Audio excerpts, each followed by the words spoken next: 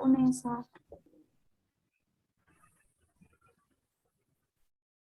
Ayo. Saya Prof. Ya, Assalamualaikum warahmatullahi wabarakatuh. Selamat siang, Prof. Prabowo dan Pak Eko, dan teman-teman semua. Perkenalkan, saya Della Sinta, biasa dipanggil Della. Saya alumni pendidikan fisika, lulus tahun 2020, Prof. Pendidikan fisika mana? Malang atau? UNESA. UNESA. Ya. Makanya kok Baik. Terima kasih. Ya. Ada lagi masih? Saya Prof. Ya. Prof. Ya. Assalamualaikum. Perkenalkan, nama saya Faradila Aulia Listeria. Saya dari S1 Pendidikan Fisika UNESA. UNESA juga, ya. Ya. Lulus tahun berapa Anda tuh? 2021. Oh, baru aja ya. Ya. Baru aja ini masih fresh, belum open. Ya. Terus siapa lagi? Saya Prof. Ya. Ya, selamat siang. Nama saya Firdausi Rahma. Saya alumni S1 Pendidikan Fisika UNESA. Ya.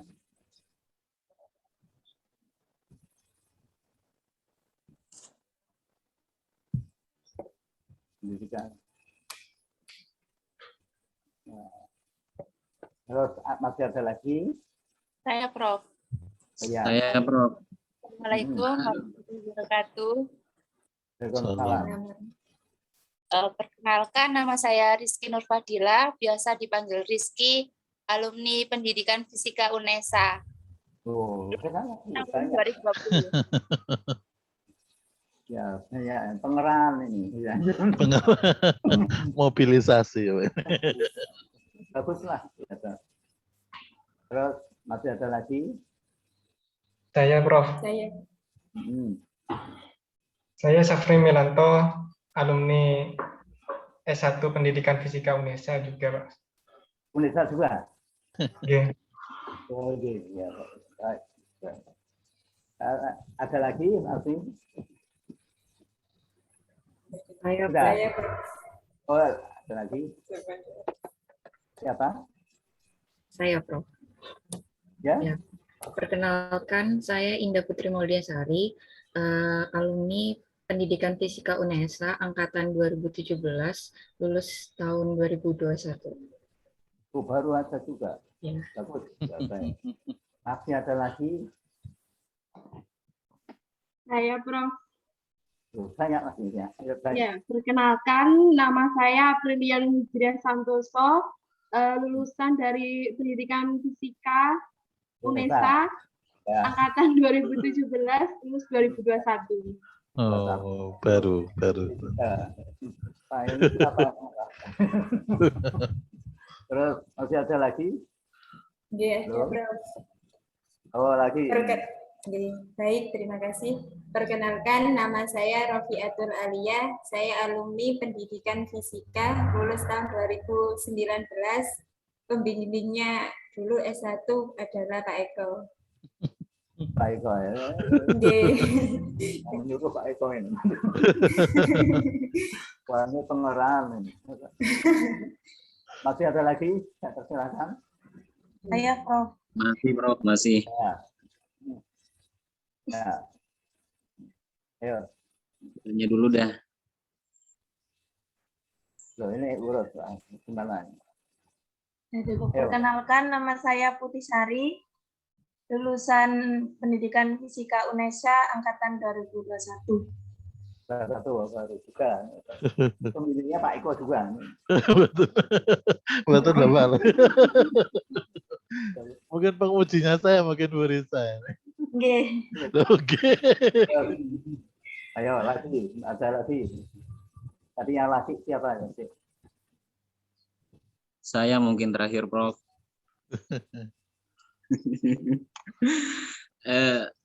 Selamat siang, Prof. Perkenalkan, saya Muhammad Furqon dari alumni Fisika UIN Pamekasan Madura. Fisika UIN. UIN Pamekasan. Pamekasan. Ya. Ada lagi masih? Nah, sudah nggak ada. Jumlahnya berapa jadi ini? TK-nya siapa? Jumlahnya 16 mahasiswa, Prof. 16 mahasiswa. 15? 16. Anda ya? Ya, siapa namanya Anda itu? Rafiatul. G. Rafiatul Aliyah, Bapak. Rafiatul Aliyah dari UNESA juga ya? G, Prof. Ya, sudah. Nah, baik. Saya dengan Pak Eko akan memberikan mata kuliah ini apa? Filsafat ilmu, ya filsafat IPA lah, filsafat pendidikan IPA. Kalau dulu saya mengatakan filsafat ilmu. Ya. Buku yang saya pakai adalah Living Issues in Philosophy. Karangannya Gerard H. Titus. Gerard H. Titus.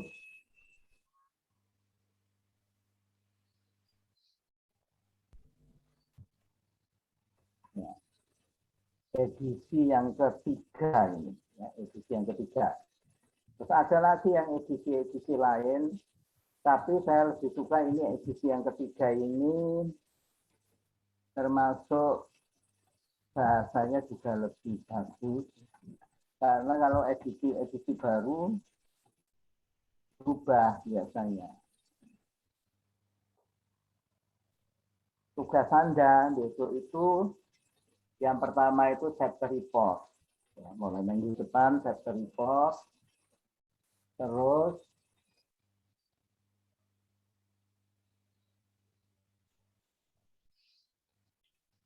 Pak Eko. Iya, Bapak.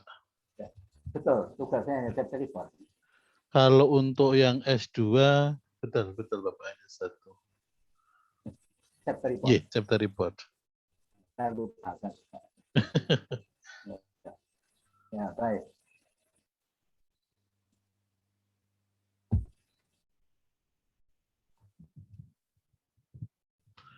Chapter report dan presentasi biasanya, Bapak, mempresentasikan chapter report yang dibuat. Ya. Ini kan ada 15 mahasiswa.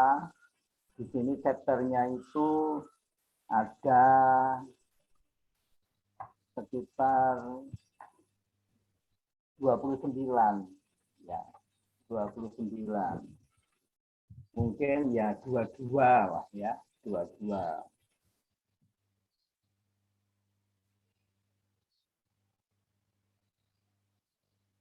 Maka sekarang saya akan memberikan kuliah pembukaan ya, kuliah awal tentang filsafat ini, yaitu tentang filosofi and contemporary theme. Ya. Di situ ada kata-kata yang mengatakan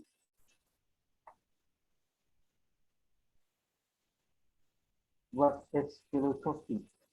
Apakah filsafat itu? Apakah filsafat itu?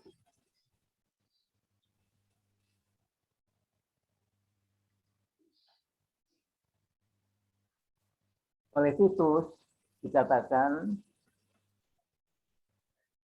filsafat adalah, yang pertama ini, filsafat adalah suatu sikap terhadap hidup dan kehidupan di alam semesta ini, ya.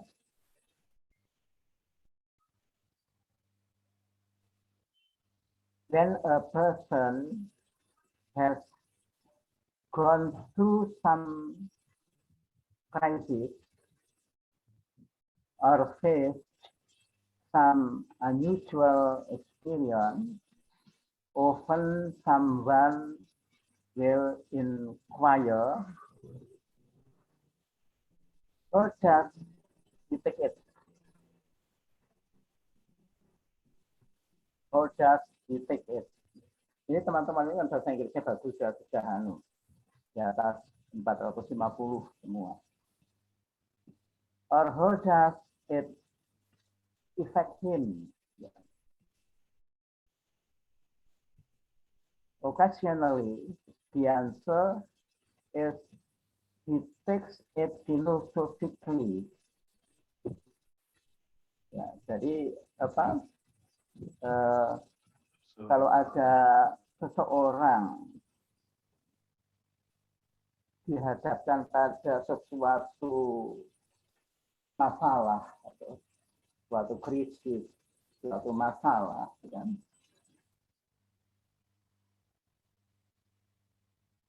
Atau dihadapkan pada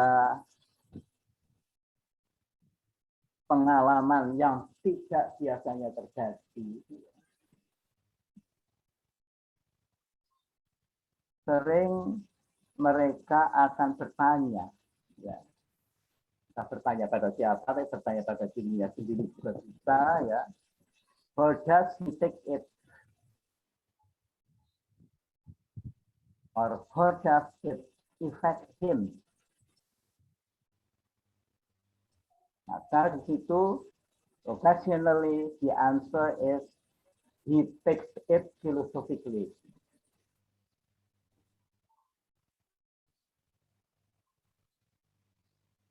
This means that he sees the problem from a broad perspective or as a part of a larger scheme of things. Hence, he faces the situation calmly and reflectively.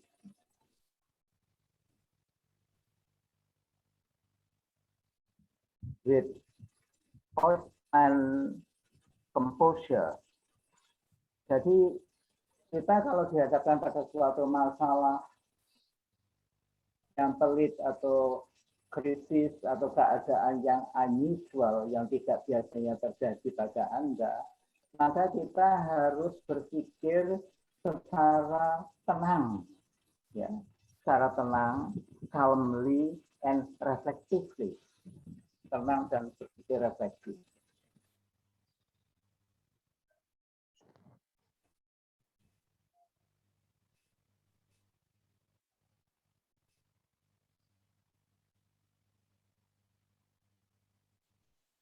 The philosophical attitude is a reflective attitude. Sikap filosofis itu adalah sikap reflektif. Dan jadi kalau begitu kita berpikir filosofis itu berpikir secara reflektif dan harus kita menghadapi berbagai keadaan itu secara tenang, tidak gerusa-gerusu, tidak gegabah, tapi calmly and reflectively, secara tenang, kalem, ya, dan secara refleksi. Jadi the philosophical attitude is a reflective attitude. Ya, tahu ya artinya ya.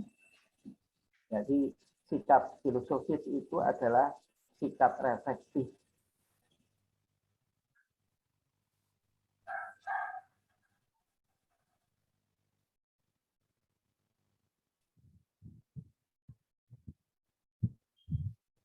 Yang kedua, philosophy is a method of reflective thinking.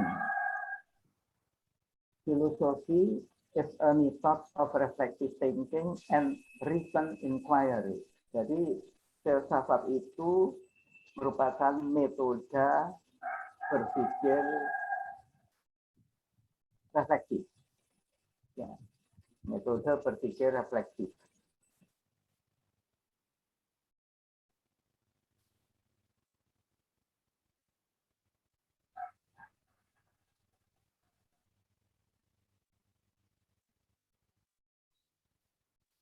This is not exclusively the method of philosophy, as will readily be seen.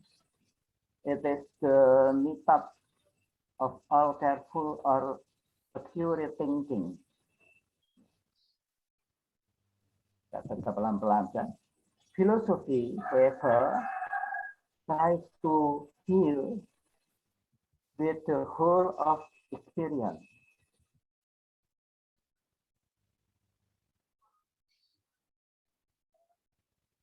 It's more inclusive or synoptic in its approach than are the sciences.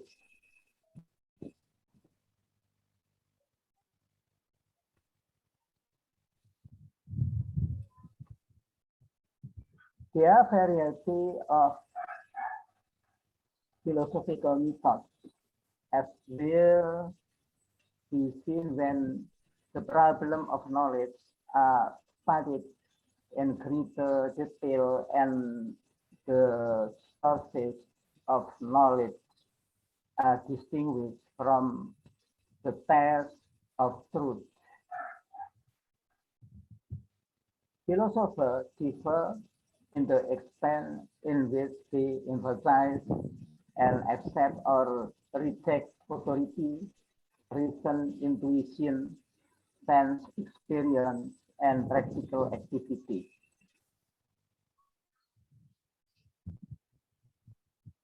Jadi intisarinya itu habis dua itu berpikir reflektif ya, berpikir filosofis. Ya. Berikutnya lagi, filosofi is a group of problem. Jadi filsafat itu merupakan sekelompok permasalahan.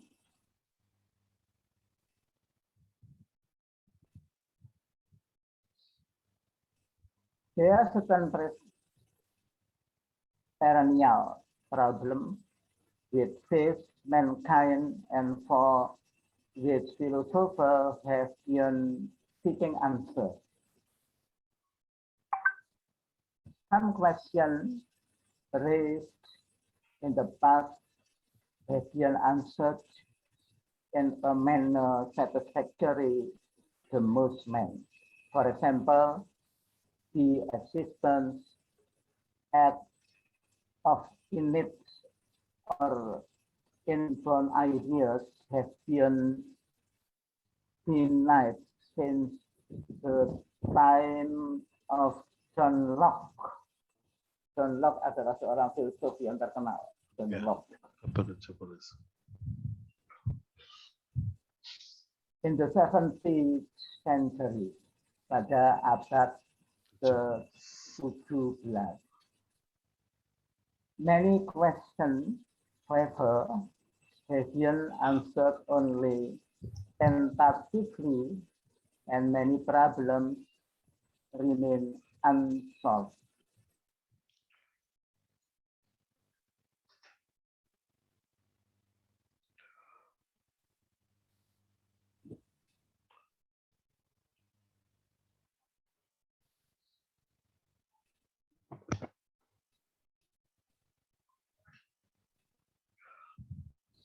Berikutnya lagi, philosophy is a group of theories. Tadi kan group of problem. Sekarang suatu kelompok teori, ya, suatu kelompok teori atau sistem berpikir. Philosophy is a group of theories or system of thought.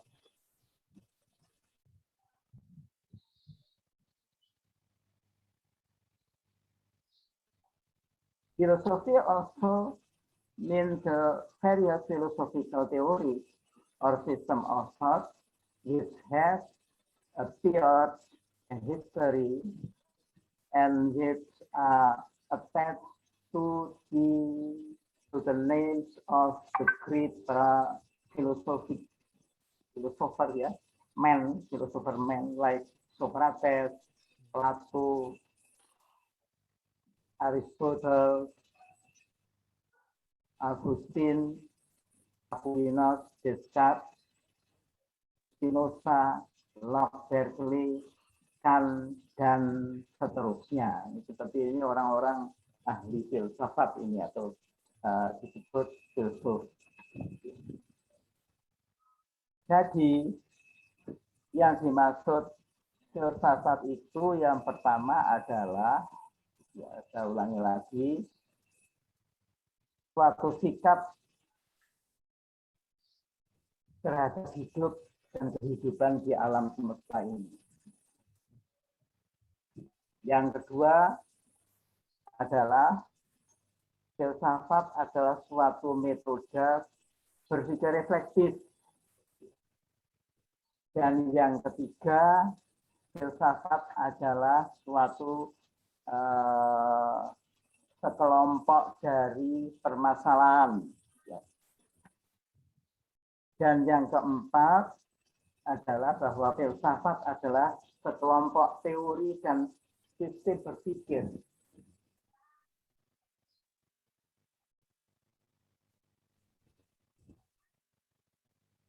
Nah, ini.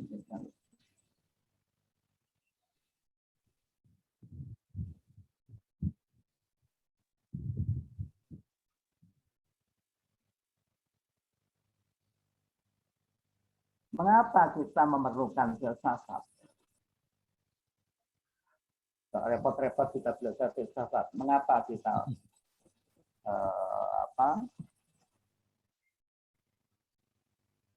membutuhkan atau memerlukan filsafat?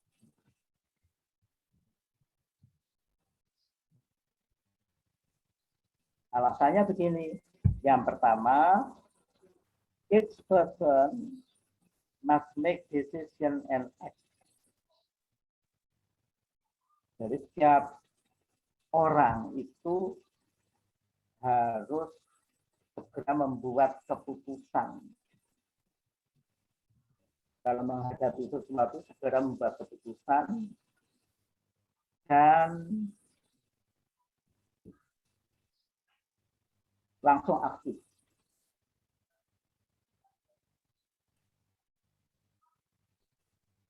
If we are to decide wisely and act consistently, jika kita tuh membuat keputusan secara bijak dan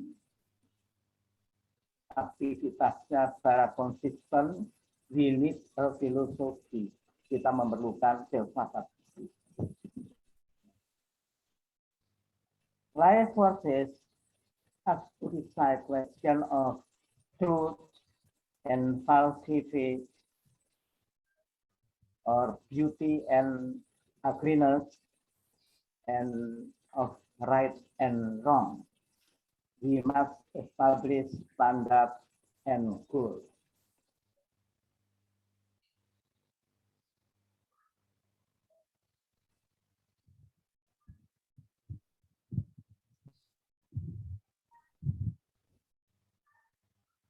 Philosophy may furnish a basis for social action as well as for personal conduct.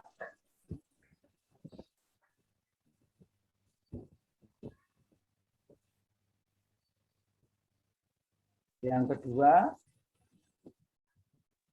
our conduct is our own. Our conduct is our own, and we are really free only when we rely upon inner control or self-chosen end. Jadi sebetulnya siapa yang memimpin kita, siapa yang menyuruh kita untuk berbuat sesuatu, adalah kita sendiri. Dan kita betul-betul bebas hanya bila mengikuti kontrol yang ada dalam diri kita sendiri. Itu namanya inner control. Misalnya kita itu mau, ya, saya jalan-jalan mungkin ya dari masjid dulu kalau sebelum COVID Jumatan gitu, di jalan itu banyak mangga yang bergelantungan di pohon. Tapi saya ingin mengambil mangga itu, bisa dia ambil begitu. Tapi kontrol dari diri saya sendiri itu mencegah. Jadi inner control-nya itu mencegah, jangan itu milik orang, jangan diambil. Sehingga saya nggak jadi mengambil mangga itu. Sama juga, saya nggak jadi untuk korupsi, untuk ambil uangnya orang, untuk ambil barangnya orang, dan sebagainya itu. Kalau inner control-nya lebih kuat dari outer control yang jelek. Biasanya outer control itu mempengaruhi. Ayo ambil, ayo ambil. Tapi inner control, no, jangan. Ya. Kalau inner control-nya lebih besar daripada outer control, maka nggak jadi kita berbuat yang jelek itu. Baik.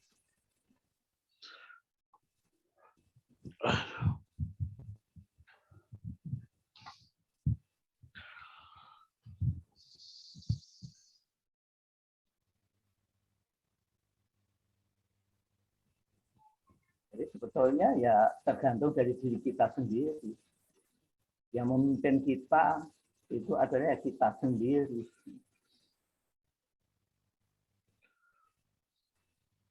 Dan kita betul-betul bebas hanya bila kita mengikuti kehendak kita sendiri, inner control kita sendiri, bukan outer control dari orang lain yang jelek. Gitu.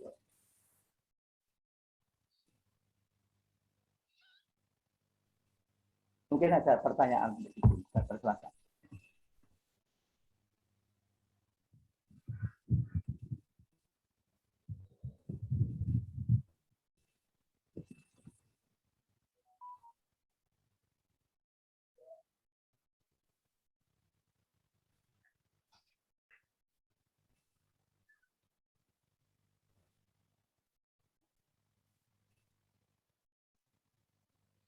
Silakan Bapak Ibu, mungkin ada pertanyaan. Halo, mulai penilaian itu respon Anda akan mencatat. Iya, betul Bapak.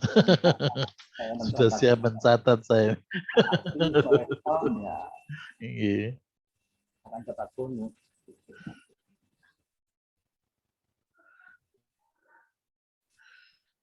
Ayo silakan Bapak Ibu, ini kuliah S2 ya, bukan S1. Kalau S1 mendengarkan saja baik, tapi kalau S2-nya mendengarkan ya eman gitu ya. Kita harus memperbanyak komunikasi, diskusi sehingga bisa langsung memahami konten materi yang disampaikan oleh Prof. Prabowo.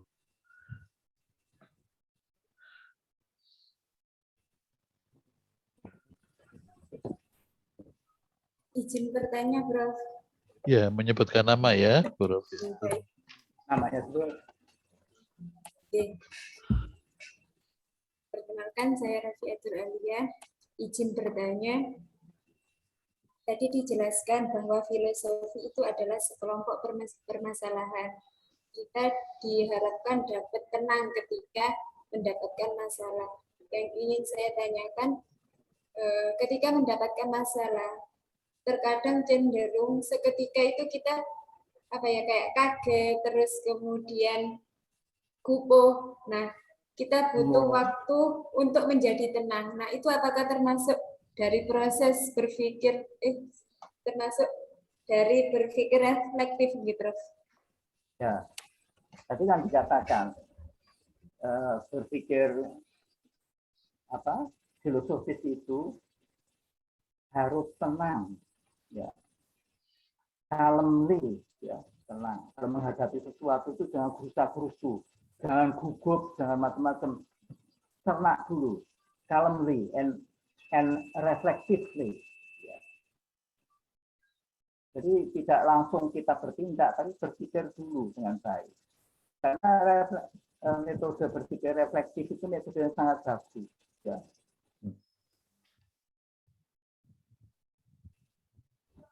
Itu. Jadi nasihat dari buku ini seperti itu. Jadi kalau ada menghadapi sesuatu yang unusual, sesuatu yang tidak pada biasanya, sesuatu yang tidak menyenangkan Anda, sesuatu yang tidak menguntungkan Anda, jangan gugup, jangan bingung, tapi kalem, ya, tenang, dicerna dulu, kita berpikir tenang dan berpikir reflektif. Itu cara mengatasinya dengan itu. Ya.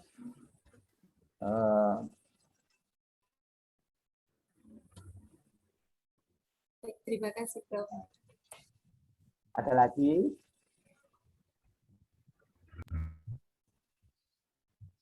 Atau Pak Eko mungkin akan menambahkan juga. Untuk sementara belum, Bapak. Jadi tadi saya ya. rasa penjelasan dari Bapak sudah sangat lengkap. Ada lagi? Saya mau bertanya, Prof. Nah, tadi kan dijelaskan dari filsafat sendiri itu suatu sikap terhadap hidup. Nah, termasuk ada masalah, kemudian cara penyelesaiannya. Nah, apakah kalau dikaitkan dengan kan filsafat IPA, nah kita sebagai guru misalnya itu ada materi itu harus disesuaikan dengan pembelajaran atau seperti itukah, Prof? Cara menyelesaikan? Kita menggunakan metode atau model pembelajaran kan itu juga untuk mengatasi permasalahan misalnya materi yang kita sampaikan itu tidak sampai kepada peserta didik. Ya, metode pembelajaran yang baik itu ya harus sampai pada siswanya, ya kan? Tapi ini nggak sampai, gimana mengatasinya? Mungkin ya banyak hal yang menyebabkan itu. Mungkin metode pembelajarannya bagus, ya, tapi melaksanakannya metode itu yang kurang bagus. Jadi gurunya itu yang kurang baik dalam melaksanakan metodologi pembelajaran yang bagus yang seharusnya dilakukan. Oleh karena itu kita harus ya berpikir reflektif juga, ya, berpikir secara filosofis juga. Bagaimana enaknya ini supaya bisa diterima oleh siswa semua. Itu. Apa begitu?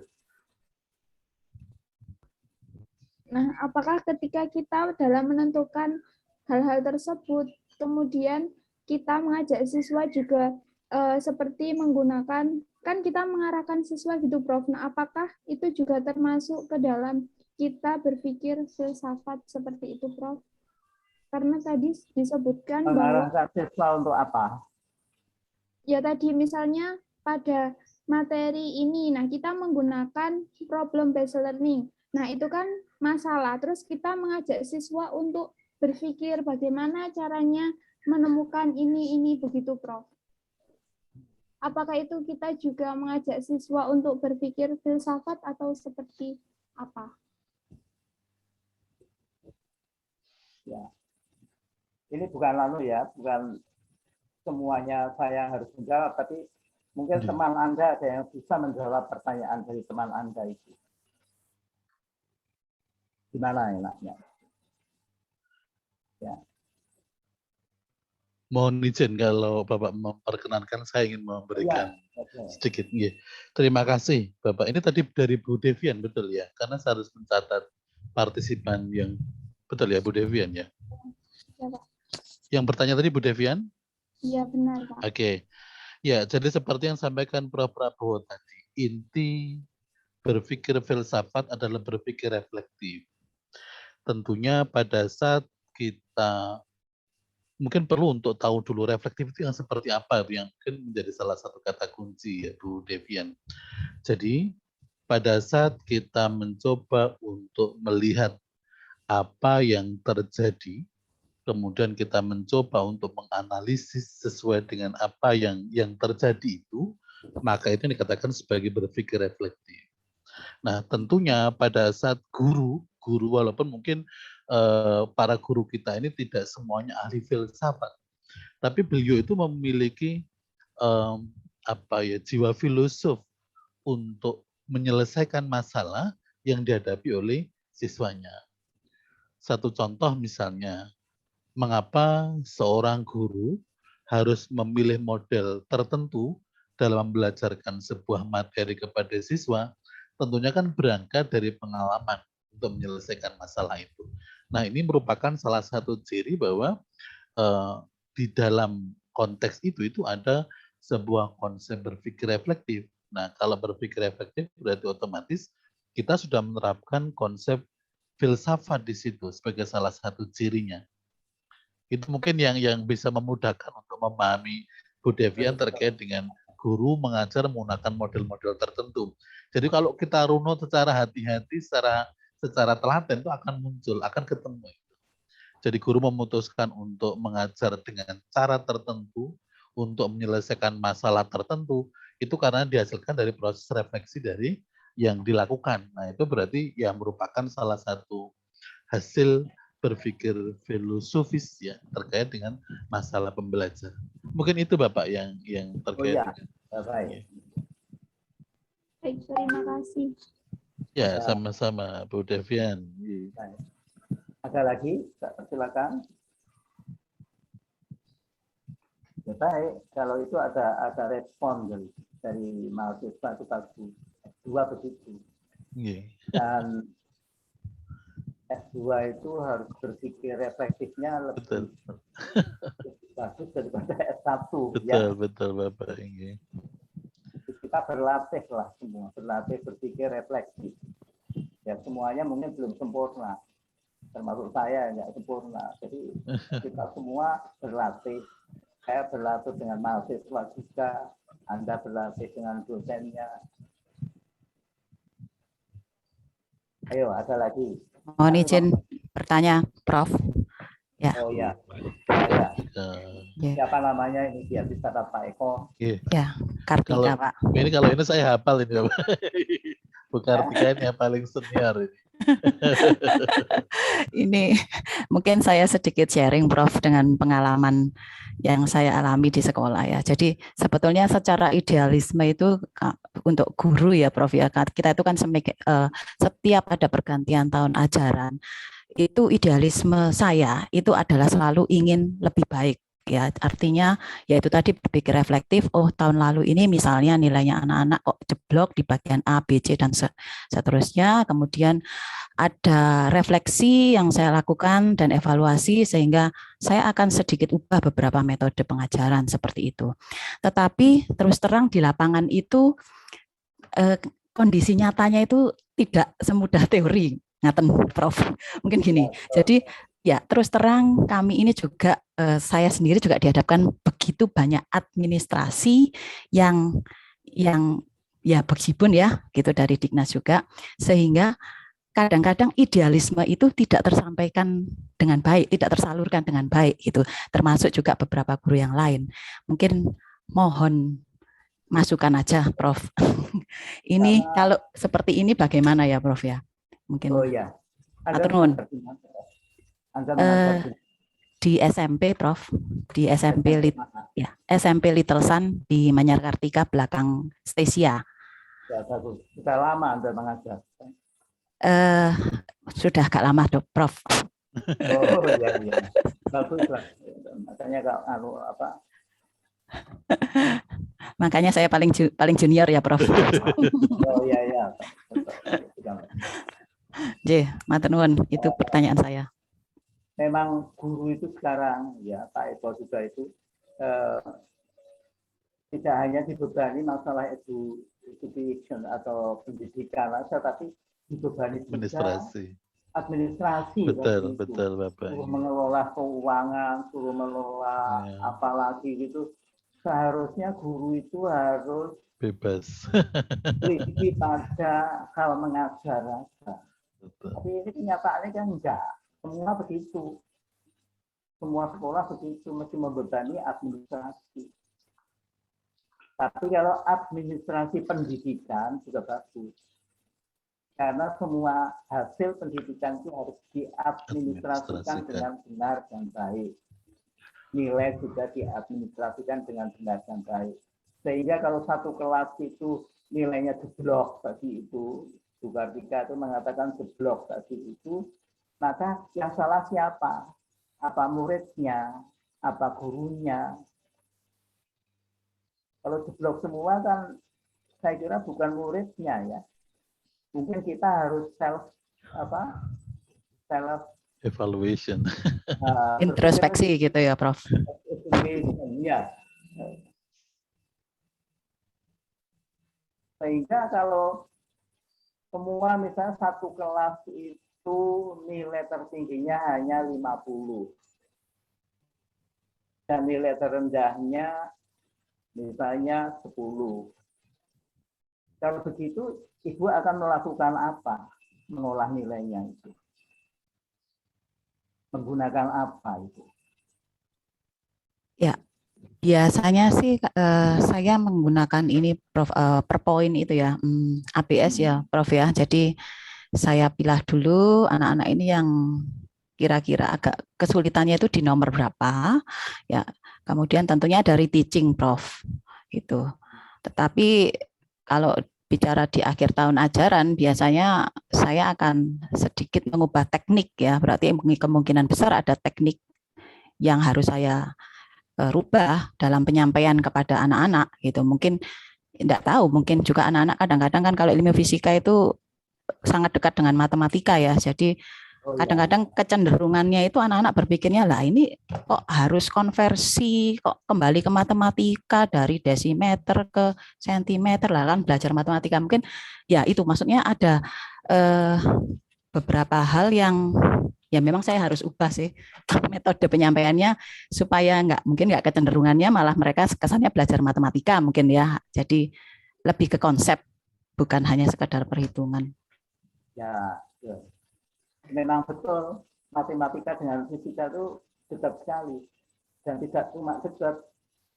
Jadi matematika itu merupakan bahasanya fisika. Dalam filsafat itu matematika adalah bahasanya filsafat, bahasanya fisika ya. Kalau matematikanya jeblok, fisikanya biasanya jeblok juga. Saya pernah meneliti itu di SMP juga itu. Maka kalau anak itu nilai matematikanya bagus, biasanya nilai fisikanya juga bagus. Jadi ada korelasi positif antara matematika dan fisika. Itu pernah saya teliti di SMP, tapi sudah zaman dulu, zaman dahulu dulu. Ya. Karena apa? Kalau dalam filsafat ilmu, matematika adalah bahasanya fisika. Kalau matematikanya jeblok, maka fisikanya karena bahasanya jeblok dan tidak bisa bunyi, maka bisu juga fisikanya. Maka hasilnya jelek dan tidak bisa apa-apa fisikanya. Oleh karena itu, orang yang mau belajar fisika harus belajar matematika sebaik-baiknya. Kalau ilmu, asal ilmu kan begitu. Terus ada lagi, kalau mau belajar kimia juga harus belajar matematika juga, harus belajar fisika juga.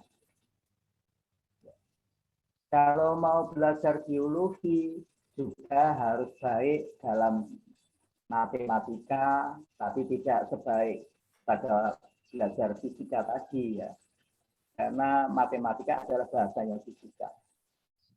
Tapi biologi juga menyangkut ke matematika juga, dan menyangkut ke kimia juga, dan menyangkut ke kemampuan fisika juga.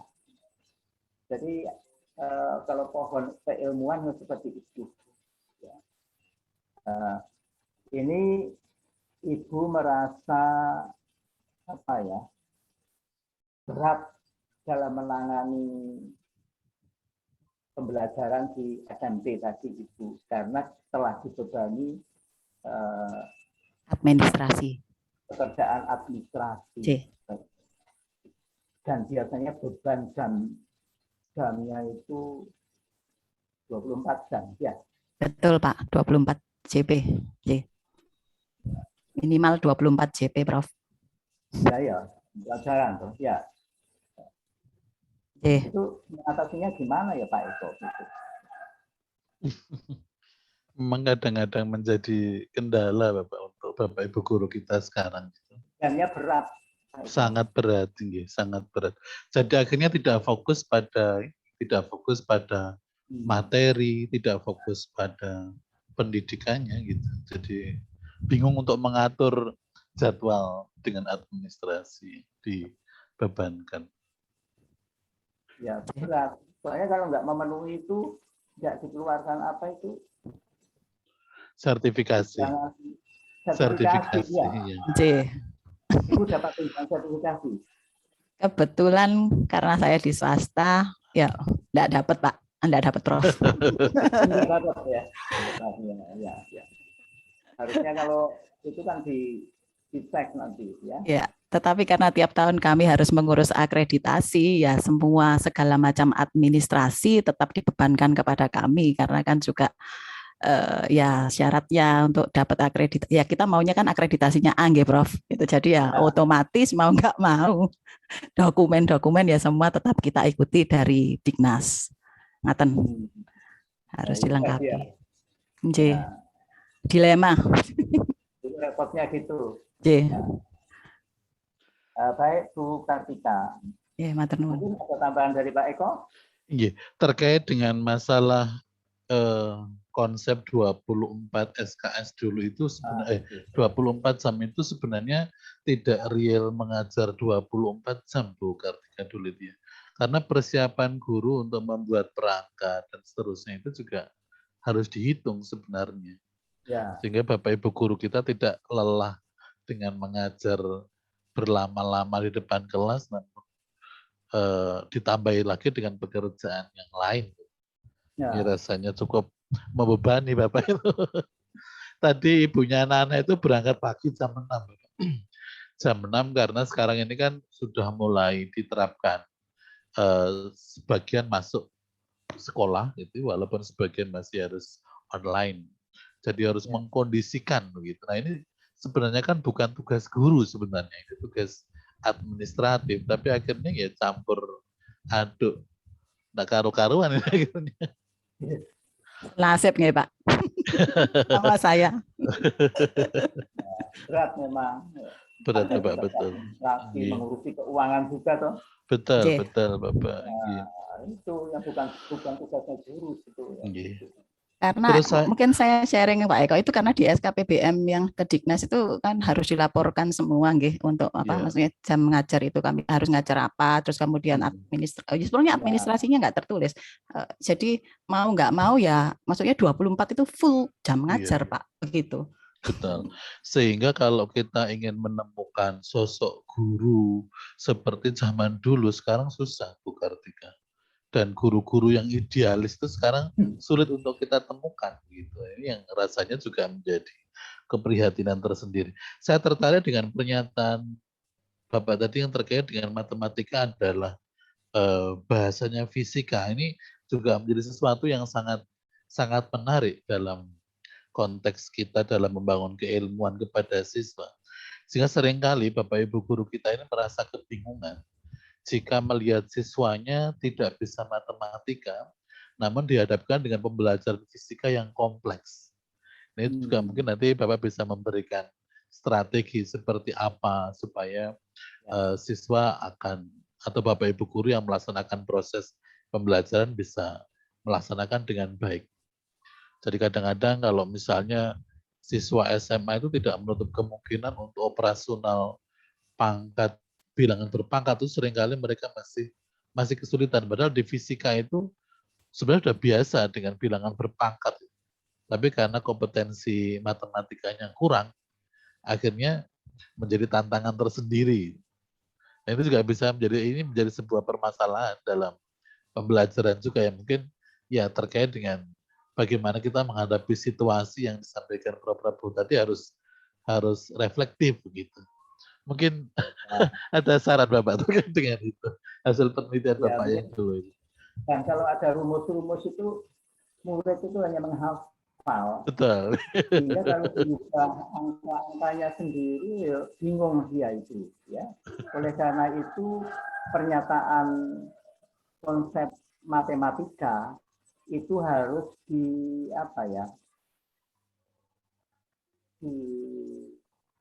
diterjemahkan dalam fisikanya seperti apa. Ya.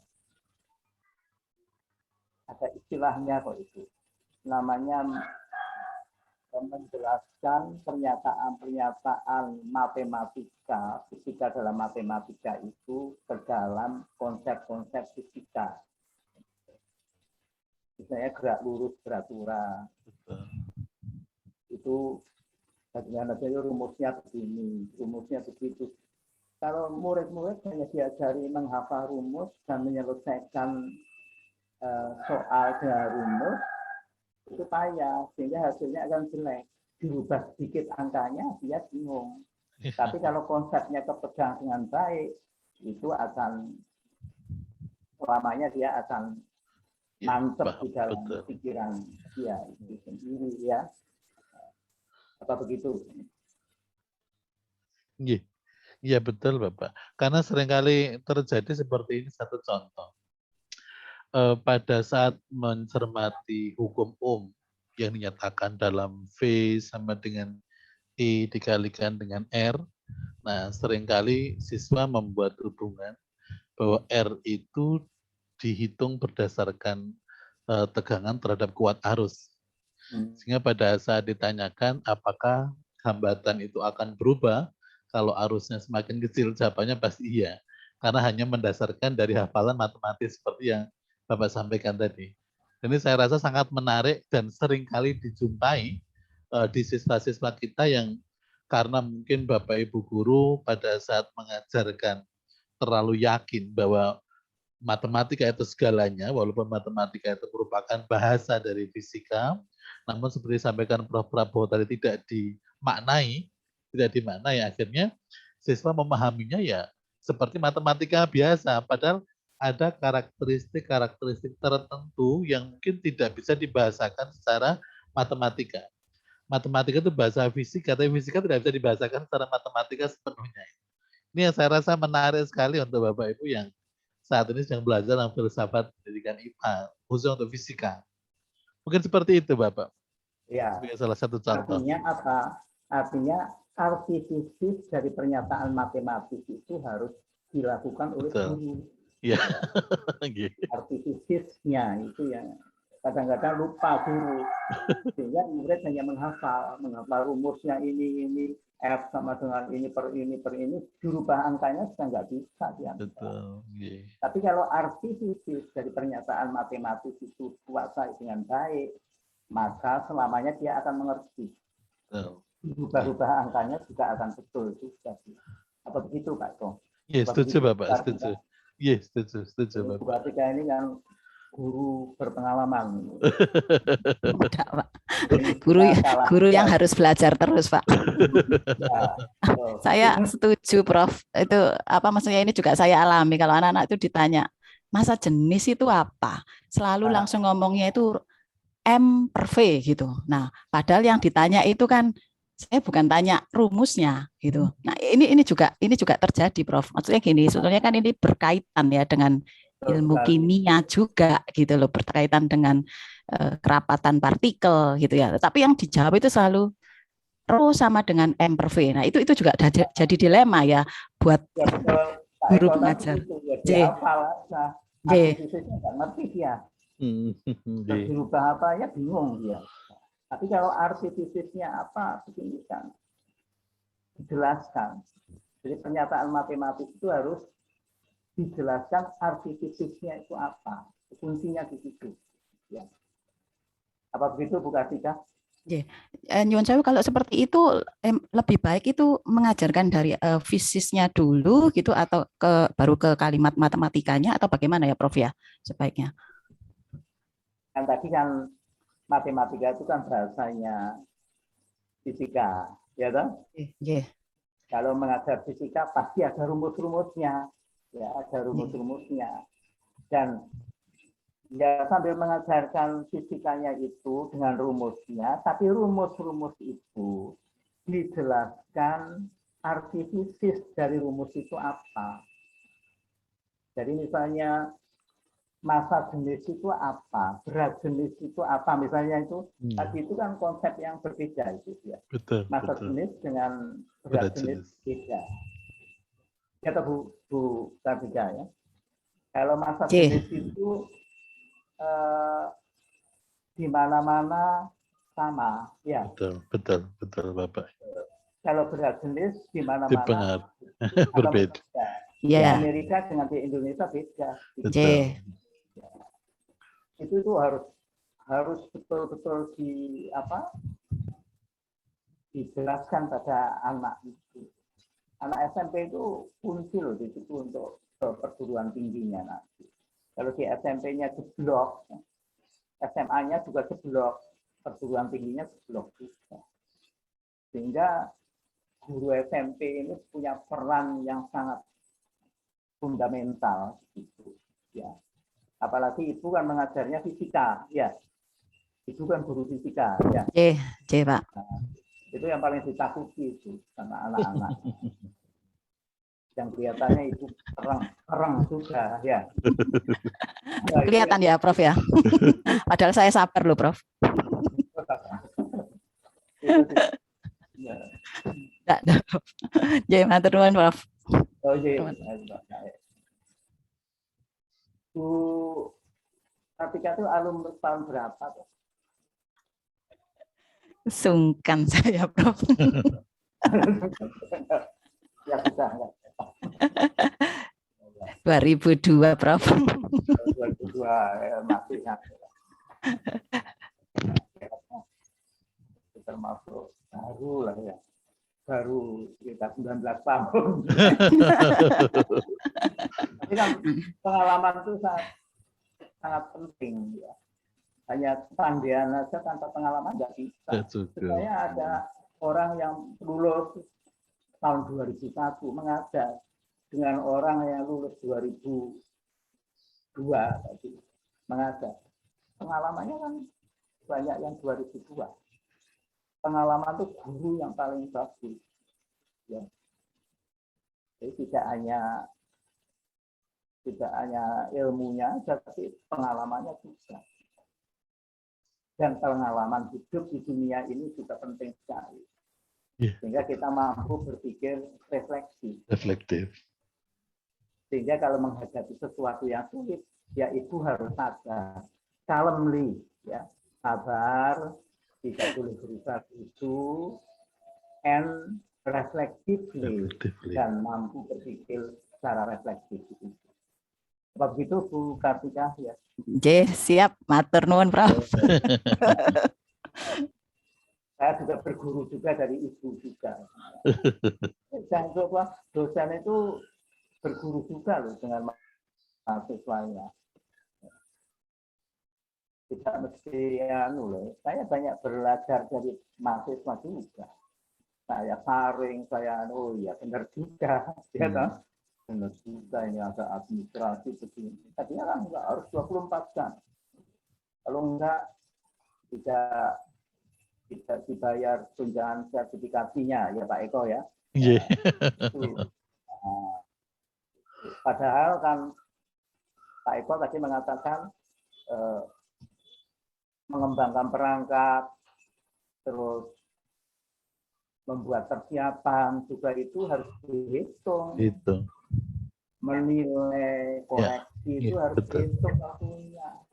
Maka yang baik sebetulnya ya 50-50 lah. Ya. Mengajar itu tidak lebih dari 12. 15 Iya. Ya. Itu sudah berat. Sudah berat. Tapi ada perguruan tinggi juga yang mengajarnya banyak juga.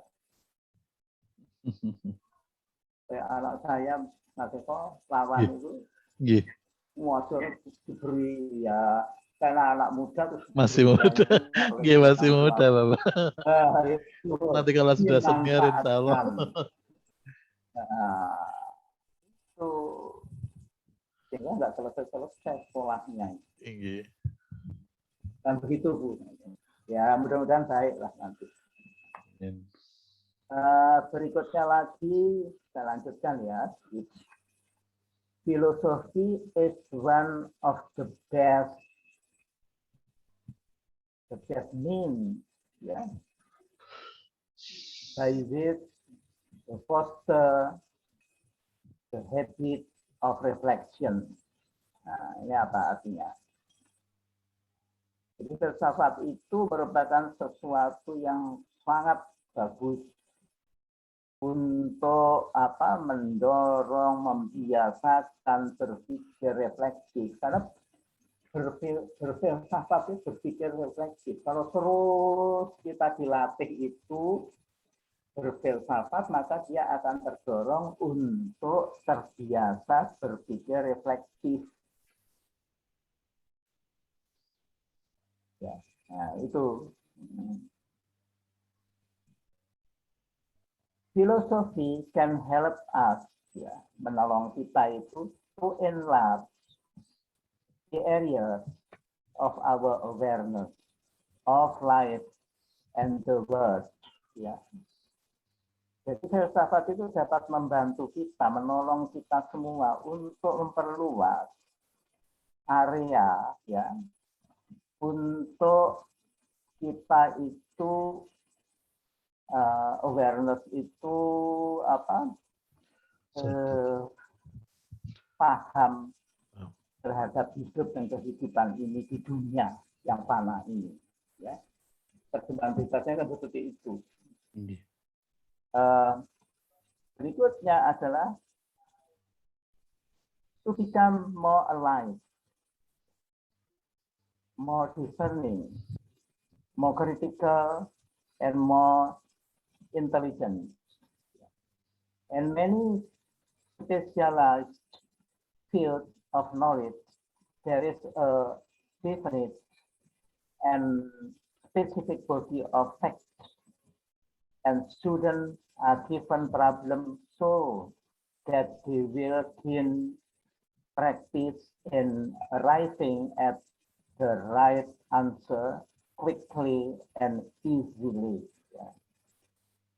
In philosophy, however, there are different points of view to be considered, and there are unsolved problems that are important for it. Kurang pasang lampunya. Consequently, the student sense of wonder, his curiosity, and his speculative interests are kept alive. Ya. Mungkin Anda dapat menyimpulkan sendiri ini. Rasanya kan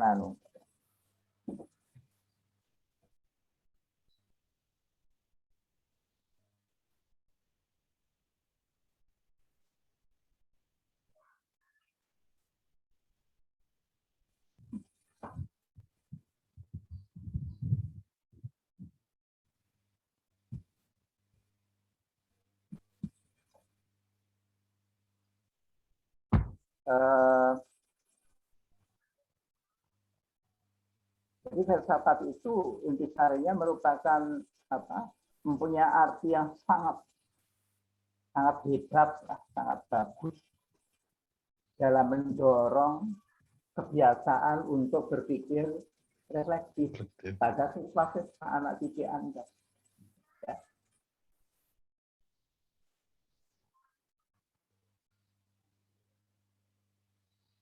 Berikutnya lagi, we live in an age of uncertainty and change. Jadi kita hidup ini dalam situasi yang tidak menentu dan penuh perubahan. Where many of the older health beliefs and ways of doing things are inadequate. Under such conditions, we need a scale of values and a sense of direction. Jadi sekali lagi, under such condition seperti itu, we need a scale of values and a sense of direction. Just as we feel a philosophical discomfort when we are in the midst of material disorder, and a moral discomfort when we are confronted with cruelty and injustice.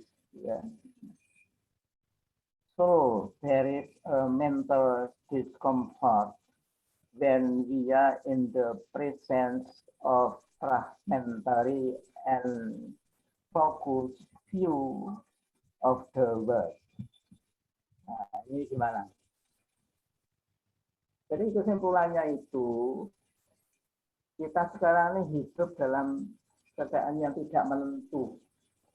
Apalagi COVID kayak gini. Ya, betul. Karena ada pandemi COVID, maka keadaan kita tidak menentu. Perekonomian kita juga naik turun, ya tidak menentu juga. Kondisi kesehatannya juga terancam, dan kita tidak bisa bebas pergi kemana-mana. Ke mall, saya sekarang sudah hampir 2 tahun nggak pernah ke mall. Padahal kesukaan saya itu ke mall. Ya, tidak belanja loh, tapi melihat-lihat harga-harga barang. Kebiasaan saya itu. Harga baju naik atau turun itu kebiasaan saya. Dan kadang-kadang kalau punya uang sedikit bisa makan-makan di restoran di mall itu. Sekarang nggak boleh, ya. Kalau ingin selamat nggak boleh. Apalagi saya kan termasuk lansia, ya. Nggak boleh terus pergi-pergi ke mall, kan dilarang kan? Yeah. Lansia itu kan dilarang ke mall. Lansia dan anak-anak. Pak Eko ya? Iya, laras Bapak. Iya, dilarang ke mall. Anak-anak juga dilarang tidak ke mall. Boleh.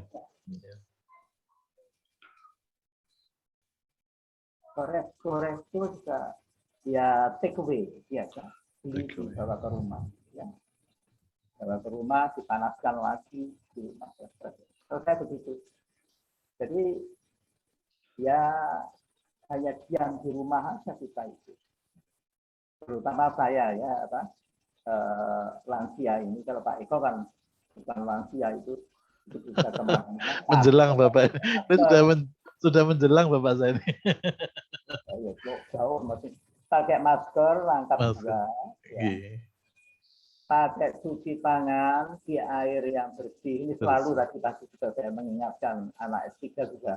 Cuci tangan di air bersih, air yang berjalan itu. Air mengalir. Dan pakai sabun harus sering. Pegang apa yang kita nggak dipegang orang lain juga harus cepat cuci tangan ya.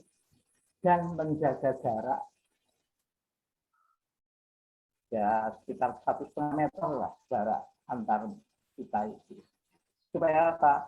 Supaya kalau ada bakteri yang keluar dari orang yang sakit ini tidak menular ke orang yang tidak sakit. Jadi gunanya masker juga begitu. Ya, gunanya masker juga begitu. Dan jangan pergi kalau nggak penting. Ya. Kalau nggak penting-penting sekali nggak pergi. Kayak saya ini di rumah. Nah, saya di rumah. Iya kan? Ini tidak pernah mengajar ke lidah sana, nggak pernah. Sudah hampir 2 tahun ini. Ya, 2 tahun Bapak. Stay at home. Ya. Stay at home in all time. In every time. Jadi semua waktu sudah di rumah. Iya. Ya, di rumah. Ya, baik.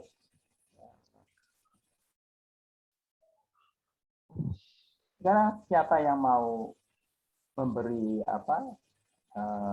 masukan atau akan ya tidak bertanya ya, tentang yang nomor 4 itu, di mana kita di life in an age of uncertainty and change yang penuh perubahan. Jadi tidak menentu dan penuh perubahan. Kan berkembang terus. Maka harus kita bentengi dengan berpikir filosofis. Ya, betul. Yaitu berpikir secara filsafat, Filsafat. berpikir dengan cara reflective thinking yang baik. Ya. Ya. Itu bentengnya di situ. Ya. Oleh karena itu kita harus rajin membaca buku-buku. Buku-buku itu tidak hanya dipajang kayak gini, tapi harus dibaca dengan baik. Mungkin ada pendapat dari teman-teman, saya persilahkan. Bu Kartika, Bu. Ya. Oh, Iya. Ya. Saya ini tertarik dengan kalimat pertama ini ya dari jurnal ini tadi ya. We live in an age of uncertainty and change when many of the older beliefs and ways of doing things are inadequate. Nah, ini kan bicara tentang kepercayaan ya. Ada apa? Seperti mindset mungkin ya dari orang. Ini saya bicara tentang parents ya, Prof ya. Maksudnya orang tua yang menyekolahkan anaknya ke sekolah kami, karena mungkin berpikir SD itu IPA-nya oke-oke saja nilainya ya, ketika masuk SMP lagi-lagi bicara tentang nilai, mungkin gitu Prof. Itu. Nah, padahal ketika sudah SMP ini kan mereka sudah menerima istilahnya 3 mapel ya untuk fisika, kimia, biologi, walaupun itu memang ngeblend jadi satu di dalam IPA gitu Prof. Nah, maksudnya untuk mungkin ada tips gitu Prof untuk mengubah mindset orang tua ya, karena kan mereka itu kalau di swasta itu ibaratnya mereka itu customer kita ya Prof ya, gitu. Jadi ya tapi begitu mereka tahu loh kok lagi-lagi kok jeblok misalnya ya, tahunya kan fisika itu baru gitu ya, padahal ini memang ilmu baru mungkin ya buat anak-anak ketika peralihan dari SD ke SMP gitu. Ya mungkin ada masukan gitu Prof untuk mengedukasi orang tua atau bagaimana. Soalnya ketika kami kalau ajak diskusi dengan orang tua itu agak terus terang berat sih Prof. Karena maunya itu wong dulu SD-nya itu IPA-nya 100 gitu. Begitu SMP kok 50, 40 gitu. Begitu Prof. Matur nuwun. Mungkin Pak Eko, saya persilakan. Pak Eko dengan Bu Eko ini kan pengalaman juga banyak juga. Saya persilakan. Iya, terima kasih Bapak. Mungkin hal menarik ini Bu Kartika ya terkait dengan mindset dari orang tua terhadap pembelajaran IPA khususnya ya di sekolah. Memang pada saat SD itu ada kecenderungan kan nilai IPA itu bagus dan itu juga didasari tingginya minat siswa untuk belajar IPA. Sehingga pada saat di SMP itu sering terjadi pertanyaan kenapa kok dulu, ini tidak hanya nilai saja termasuk sikap terhadap bidang IPA. Anak-anak kita pada saat di SMP itu sudah mulai tidak tertarik dengan IPA, apalagi SMA. Jadi ada penurunan minat dan motivasi belajar IPA di level SMP maupun SMA dibandingkan dengan di level yang lebih rendah, di level TK maupun SD. TK memang tidak ada TK, tapi TK memang tidak ada IPA, tapi sudah dikenalkan dengan lingkungan dan seterusnya. Sehingga mungkin yang menarik di situ adalah cara kita menyajikan. Jadi sebenarnya kalau kita kaitkan dengan konsep berpikir filosofis seperti disampaikan Prof. Prabowo tadi, memang kita juga harus mengintrospeksi. Jadi ada self-evaluation yang dilakukan oleh para guru. dalam menyajikan pelajaran IPA itu sendiri. Apakah di SMP pun sebenarnya IPA itu juga harus kita sajikan secara terpadu. Kebetulan saya pernah membaca salah satu tulisan dari Prof. Prabowo tentang pembelajaran IPA terpadu, karena Bapak ini juga sangat ahli dalam pembelajaran IPA terpadu. Jadi memang menarik sekali kalau kita bicara tentang IPA itu. Pada saat guru berbicara tentang jantung, itu sebenarnya kan tidak hanya berbicara tentang biologi saja, juga harus dikaitkan dengan bagaimana tekanan yang bekerja di dalam tubuh kita. Nah, tekanan itu merupakan representasi dari konsep fisika. Kita sekarang, kita kadang-kadang ada ego sektoral. Jadi guru yang mengajar di SMP itu kadang-kadang bersikukuh bidangnya sendiri. Jadi kalau Bu Kartika fisika ya seolah-olah mengajar fisika yang utama. Padahal sebenarnya sudah tidak harus seperti itu. Itu yang pertama. Jadi perlu untuk kita memanfaatkan konsep berpikir filsafat ini dalam menyelesaikan masalah itu, Bu Kartika. Jadi coba kita kaji kembali apakah kita sudah menyajikan IPA itu dengan baik di tingkat SMP. Karena berbeda dengan di SMA. SMA pola berpikirnya sudah lebih tinggi lagi. Terus yang kedua, ukuran kita itu masih pada nilai, pada angka, bukan pada kompetensi. Nah, ini juga perlu sekali untuk kita ketahui begitu ya. Jadi pada saat kita berbicara tentang angka, ya masing-masing orang yang berbeda. Bisa jadi standar penilaian A, si B, si C itu berbeda dengan guru yang lain begitu. Sehingga patokan sebenarnya adalah kompetensi. Nah, ini juga perlu untuk menjadi bahan pertimbangan untuk para Bapak Ibu guru yang mengajar di level SMP. Sehingga mungkin perlu untuk kita cermati terkait dengan sajian materi pembelajaran juga harus berangkat dari pengalaman. Hasil refleksi. Coba nanti kalau Bu Kartika mencoba untuk mengemas ulang materi IPA itu menjadi lebih menarik, lebih interaktif, lebih komunikatif, lebih kreatif. Itu saya rasa anak-anak juga akan tetap senang dengan belajar fisika atau belajar IPA ya. Kalau di SMP kan IPA. Jadi kita berupaya untuk menjadikan IPA itu bukan secara apa ya, kalau dikatakan monodisiplin, tapi IPA itu menjadi sebuah konsep yang multidisiplin. Jadi di situ memang ada fisika, kimia, dan biologi. Bapak itu pernah mencontohkan terkait dengan bawang merah, Bapaknya dulu yang waktu pelepasan energi itu, mengapa harus dipotong tipis, itu saya masih ingat, tapi cuma detailnya saya tidak hafal. Cuman Bapak pernah mencontohkan bawang yang harus diiris tipis supaya dia cepat kering. Nah, itu kan sebenarnya merupakan itu representasi yang saya sangat ingat itu. Jadi sampai sekarang saya masih ingat apa yang pernah dicontohkan Bapak waktu itu.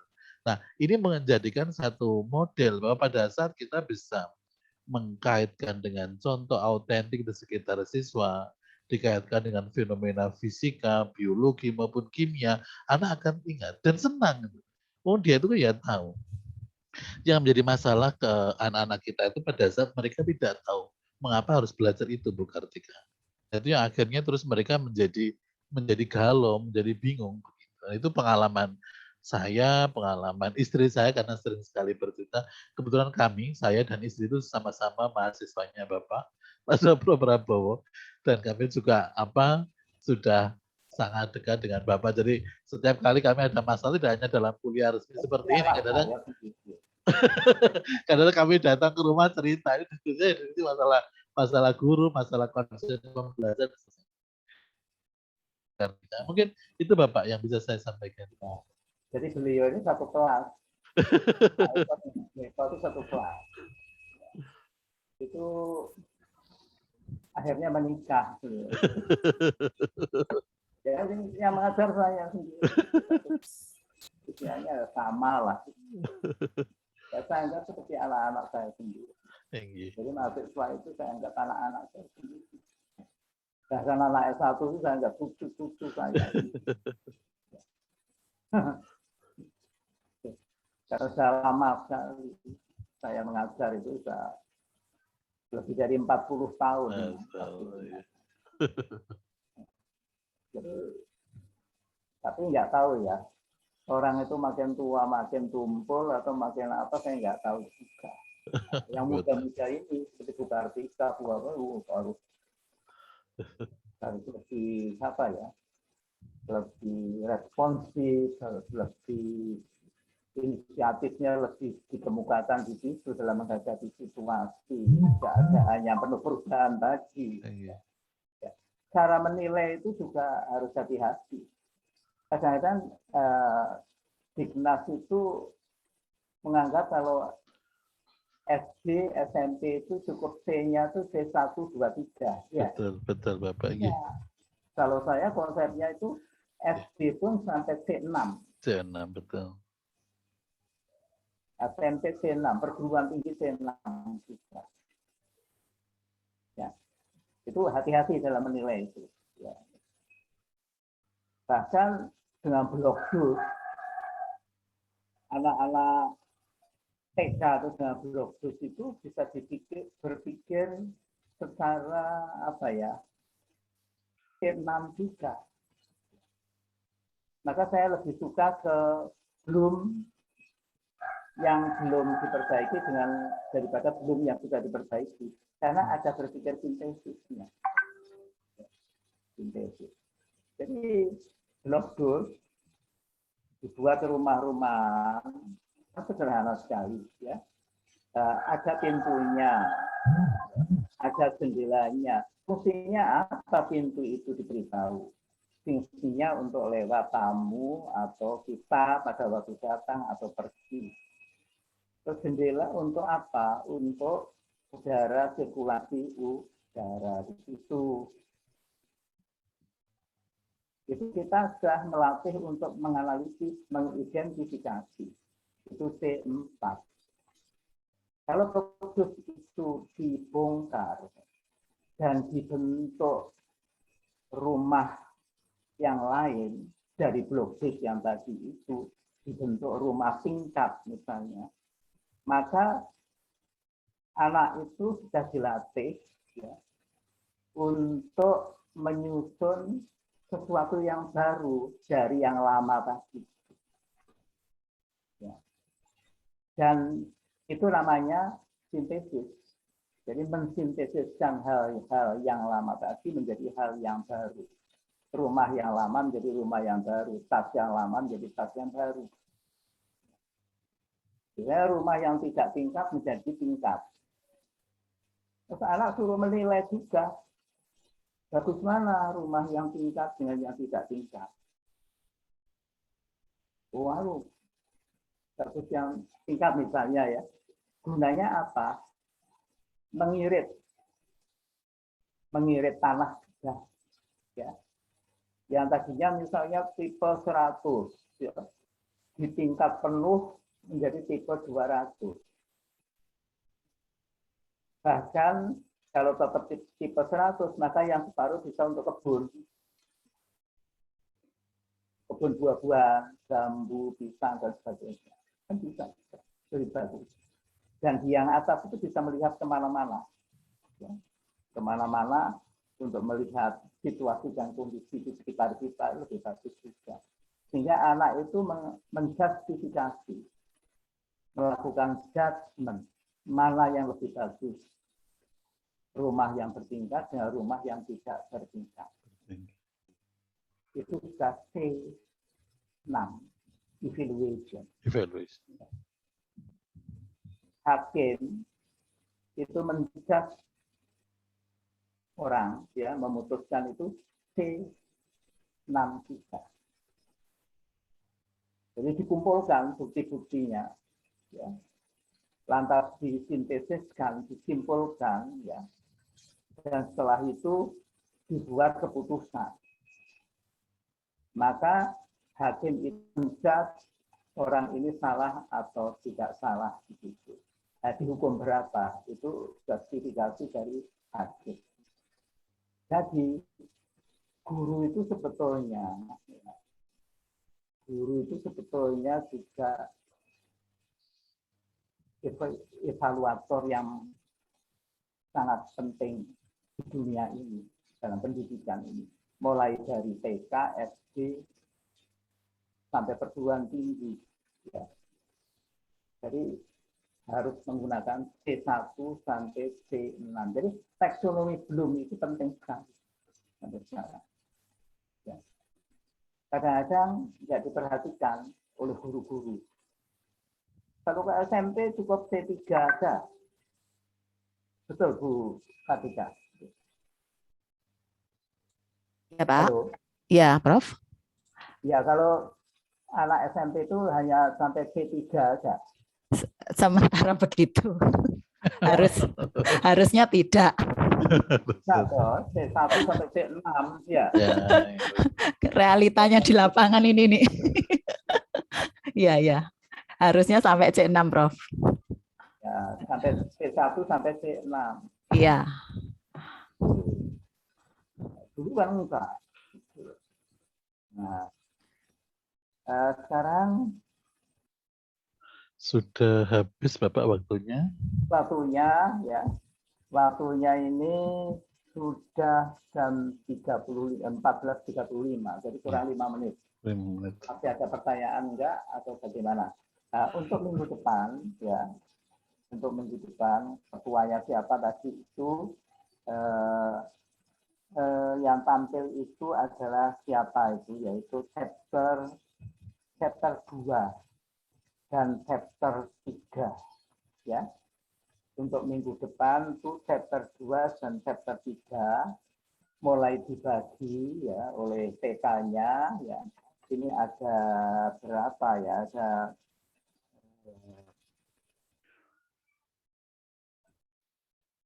29 chapter, tapi yang chapter 1 sudah saya bahas, nggak usah ya, cukup 2 sampai 29, jadi 28. Hampir 22 per orang. Dan yang ditampilkan itu jangan seluruh kata-katanya itu diterjemahkan semua, enggak, pakai PPT. Ya, pakai PPT sehingga sangat singkat. Kita kan hanya 2 jam. Maka tiap chapter itu hanya saya beri waktu 1 jam. Jadi kalau 2 jam ya itu pun 50 menit. Bisa 2, yaitu chapter 2 dan chapter 3 tiap minggu depan itu. Dan minggu depannya lagi juga chapter 4 dan chapter 5 dan seterusnya nanti terus ya. Siapa PK-nya tadi? Bu Rofi Atul. Bu Rofi Atul, Bapak. Ya, yang dari UNESA itu, ya. Iya, dari UNESA. Iya, siap, Prof. Nanti saya bagi ke teman-teman. Itu jadi di mulai sini ada dibagi ya. Siapa yang dapat kehormatan tampil pertama kali yaitu chapter 2 dan chapter 3. Ya.